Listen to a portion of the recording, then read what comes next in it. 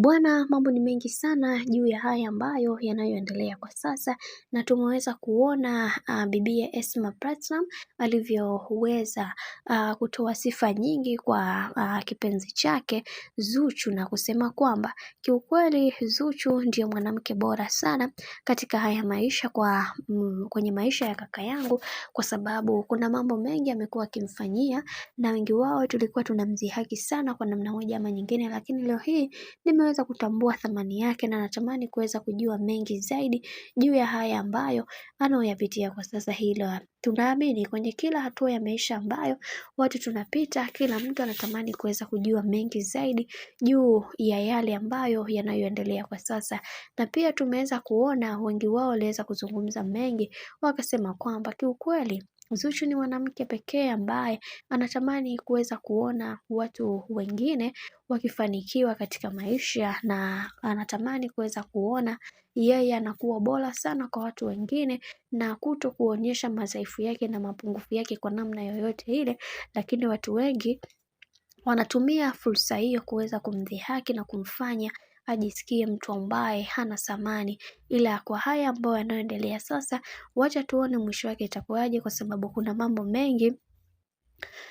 mambo mengi ambayo yanayoendelea katika maisha, hivyo yatupaswa kuweza kuhakikisha kila kitu kinakwenda kuwa sawa. Na tumeweza kuona Esma pia aliweza kuzungumza na akisema kwamba kiukweli nina mambo mengi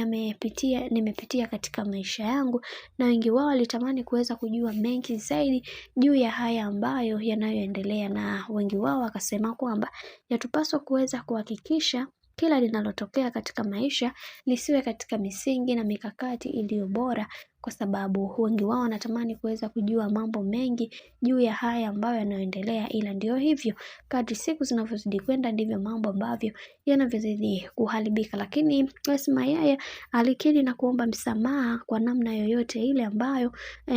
ameweza kumkosea Zuchu, na kumwambia kwamba anahitaji kuweza kupata msamaha kwake, kwa sababu yeye ni mwanamke na yeye ni binadamu na ana madhaifu pia na mapungufu, hivyo hajakamilika kwa namna yoyote. Anahitaji kuweza kupata msamaha kutoka kwake. Anaamini yeye ndiyo bora katika haya maisha ya kaka yake ambaye ni Diamond Platinum, na tumeweza kuzungumza mengi juu ya haya ambayo yanayoendelea, lakini wengi wao waliweza kukiri na kusema kwamba